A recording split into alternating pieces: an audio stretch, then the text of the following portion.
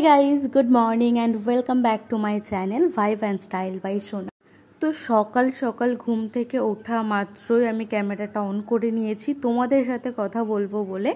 তো চলো এবার ফ্রেশটা হয়ে নিই, ফ্রেশ হয়ে তারপরে আবার কথা বলছি। আর এখানে আমাদের উপরের ঘরে হচ্ছে কাজ করছিল, বাবাই করছিল। তো এখানে আমি একটা গোল পরোটা আর একটা চিকন পরোটা করেছি। আর এই যে ওয়েদার আজকে, চলো খেয়ে নিই।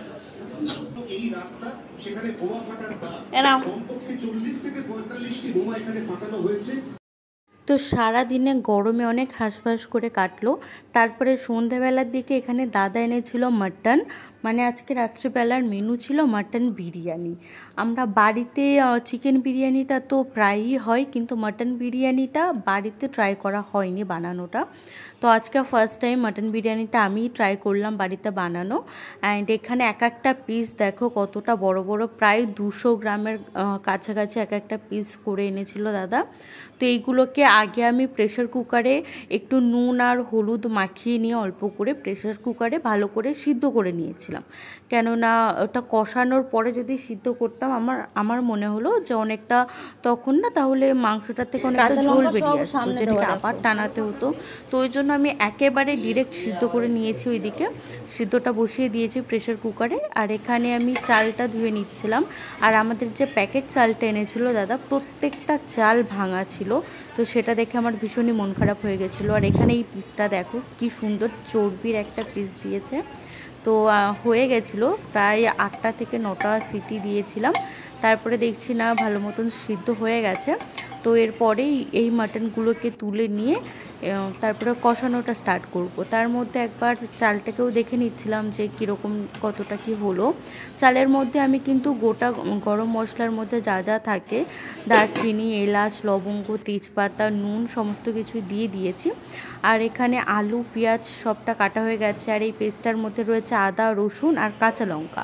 তেল এইদিকে গরম হয়ে গেছে, জিরে ফোড়ন দিয়ে নিয়েছি একটু, আর কোনো কিছু ফোড়ন দেব না, ডিরেক্ট পেঁয়াজটা ভাজবো। পেঁয়াজ এখানে বেশ খানিকটা পরিমাণেই দিয়েছিলাম, কিছুটা তুলে রেখেছিলাম বেরেস্তার জন্য, কিছুটা মাটনের জন্য, আর কিছুটা পেঁয়াজ তুলে রেখেছিলাম। আলুটা ওই প্রেশার কুকারের মধ্যে একেবারে দিয়ে সিটি দিয়ে নেব দুটো পরের জন্য। তো এখানে রাইসটা হয়ে গেছে, ওই জন্য প্লেটে প্লেটে করে মা ওরকমভাবে সাজিয়ে দিয়েছে যাতে গায়ে গায়ে লেগে না যায়। কেননা আমাদের যে হাঁড়িটা ছিল ওটা ছোট ছিল আর ছড়ানো ছিল না, তো ভিতরে ভাপে ভাপে হয়তো নরম হয়ে যেতে পারতো, সেই জন্য। এখানে পেঁয়াজগুলো যেটা বললাম যে তুলে রাখা হয়ে গেছে। তারপরে মাটনটা দিয়ে দিয়েছি। মাটনের থেকে আবার দেখছিলাম জল ছাড়ছে। অ্যান্ড যে মাটনের স্টুটা ছিল সেটা দিয়েই কিন্তু আমি মাটনটা পুরোটা কষিয়েছি। এক্সট্রা আলাদা করে কোনো জল বাইরে আমি ইউজ করিনি, পুরোটাই মাটনের স্টুটাই দিয়েছি। আর এখানে প্রেশার কুকারের মধ্যে কিছুটা পেঁয়াজ ভাজা আর আলুগুলো যেগুলো কেটে ধুয়ে রাখা ছিল ওইগুলো দিয়েই আমি সিটি দিয়ে দেবো। আর তারপরে যেখানে আদা, রসুন আর কাঁচা লঙ্কার পেস্টটা করা ছিল সেটা মাটনের মধ্যে দিয়ে এই জায়গাটাতে ভালো করে কষাতে হবে, যাতে আদা রসুনের গন্ধটা মানে কাঁচা যে স্মেলটা থাকে না ওটা মানে একদমই ছেড়ে যায়। তো তারপরে আমি এটাকে ভালো করে বেশ খানিকক্ষণ ধরে কষিয়ে নিয়েছিলাম। আর এখানে আদা রসুনের কাঁচা লঙ্কার যে পেস্টটা দিয়েছিলাম ওটাতে আমি ভালো করে বেশ খানিকক্ষণ কষিয়ে নিয়েছি। আর মাটনের স্টুটাই অল্প অল্প করে দিয়ে কষিয়ে নিয়েছি। যখনই দেখছি যে তলাটা হালকা লেগে লেগে আসছে, তারপরে পুরোটাই দিয়ে আমি ওটার মধ্যে একটু করে সিদ্ধ করে করে কষিয়ে নিচ্ছিলাম। এখানে একটা গোটা প্যাকেটের বিরিয়ানি মশলা দিয়ে দিয়েছি। আর এইটাকেও ভালো করে মিশাতে হবে। একটু ঘি দিয়ে দিলাম, একটু না বেশ খানিকটা পরিমাণেরই দিয়েছিলাম ঘিটা। আর তেলটা যেহেতু কম দিয়েছিলাম, কেননা মাটনে অলরেডি চর্বি ছিল, তো সেটার থেকেও তেল কিন্তু বেরোবে। তো বাইরে থেকে একটু ঘিটাও অ্যাড করে দিলাম। তারপরে বিরিয়ানির যে মশলাটা দিয়েছিলাম সেটা দিয়ে ভালো করে মিক্স করে এখানটাতে কষাতে হবে, যাতে যে ঝোলটা এখানে দেখা যাচ্ছে সেটা পরিমাণটা কমে আসে। আর এখানে কেওড়া জল আর গোলাপ জলও এক ঢাকনা করে দিয়ে দেওয়া হয়েছিল। দেন ডিরেক্ট চলে আসলাম, ওইদিকে মাটনটা হয়ে গেছে। আর এখানে প্রিপেয়ার করতে লেয়ারটা, তো আমি লেয়ারে করব, ওই জন্য প্রথমে রাইস দিয়ে মাটন, তারপরে আলু টালু সবগুলো দিয়ে দুটো লেয়ারে করেছিলাম। আর এখানে 2 চামচ মতন ঘিও আমি দিয়ে দিয়েছি। প্রথমে তো হাঁড়িতে ঘি ব্রাশ করতেই হবে, তারপরে উপর থেকেও গার্নিশিংয়ের জন্য ঘিটা দিয়ে দিয়েছি। তারপরে এখানে আরও অল্প অল্প পরিমাণে কেওড়া জল আর গোলাপ জল দেব। তারপরে কিছু স্যাফরন মাখানো রাইস সেটাও উপর থেকে দিয়ে দেবো, ভালো করে ছড়িয়ে দেবো যাতে কালারটা যেটার জন্য আসে আর কি সেটা যেন হয়। তো এখানে মোটামুটি একদমই সমস্তটা কমপ্লিট হয়ে গেছে। এখানে জাফরান মিশানো ভাতটাও আমি দিয়ে দিলাম একদম উপরের লেয়ারটাতে। তারপরে কিছুটা বিরিয়ানির মশলাটাও দিয়ে দেবো উপর থেকে ছড়িয়ে, কিছুটা না, একটা প্যাকেটের মতন হাফ মতন দিয়ে দিয়েছিলাম। তারপরে এখানে হাঁড়ির মাঝখানটাকে একটু হাতা বা খুন্তি বা একটা চামচের সাহায্যে ফাঁকা করে নিয়ে ওর মাঝখানে যে আতরটা রয়েছে সেটা দিয়ে দেবো।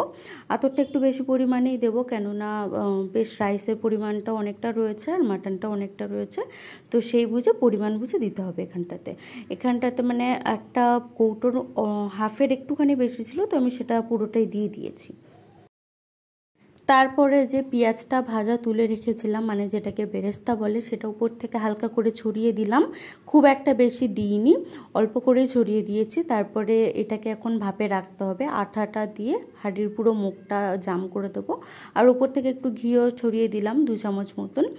আর ভিতরে তো অনেকটাই ঘি গেছে, মাংসতে অনেকটা ঘি গেছে, তো খুব একটা বেশি দেব না। তো এখানে মা হচ্ছে আটাটাকে তুলছিল, ও এর মধ্যে ভাপে দেওয়া হয়ে গেছে। অলমোস্ট 40 মিনিটস মতন ভাপে রেখেছিলাম, তারপরে নামানো হয়ে গেছে। আর এখানে প্রথমে একটুখানি হালকা করে মিশিয়ে নিচ্ছিল, কেননা মাটনটা তো নিচের দিকটাতে ছিল, ওই জন্য। তো এখানে মা বিরিয়ানিটা কাটছে। আর বিরিয়ানির হাঁড়ি আমাদের কাছে নেই, তো ওই জন্য এমনি নর্মাল হাঁড়িতেই করতে হয়েছিল। বিরিয়ানির যে মুখ ছড়ানো হাঁড়িগুলো হয় ওগুলোতে করলে কি হয়, কাটতে বেশ সুবিধা হয়। তো এখানে মাই তুলছিল, আর একটা মাটনের পিস যা বড় বড় হয়েছিল, মানে পুরো একদম দোকানের মতনই হয়েছিল খেতেও। তো সবাই বলেছিল যে ভালো হয়েছে। তো তোমরাও চাইলে বাড়িতে এরকমভাবে একদিন ট্রাই করতেই পারো হালকার মধ্যে থেকে। তো এখানে মাটনটা দেখো কতটা সফট হয়েছে, কেননা প্রথমে অনেকটা সিদ্ধ করে নিয়েছিলাম, তারপরে কষাতে কষাতে ভাপেও বাকিটা হয়ে গেছিলো। আর আমার প্লেটে পড়েছিল একটা একদম চর্বিযুক্ত তেলাক্ত মাটনের পিসটা। জাস্ট দেখো হাত দিয়েই খুলে বেরিয়ে আসছে। আর ভীষণ সফট হয়েছিল, মাটনের মধ্যে প্রত্যেকটা মশলা খুবই সুন্দরভাবে ঢুকেছিল, যার কারণে খেতেও খুব ভালো লাগছিল। তো চলো আজকের ভিডিওটা এখানেই এন্ড করছি। তোমাদের কাদের ভালো লাগলো কমেন্ট করে অবশ্যই জানিও, একটা লাইক কমেন্ট শেয়ার করে দিও। আর দেখা হচ্ছে পরের একটা ভ্লগে, ততক্ষণের জন্য সবাই খুব ভালো থাকো, সুস্থ থাকো, বাই।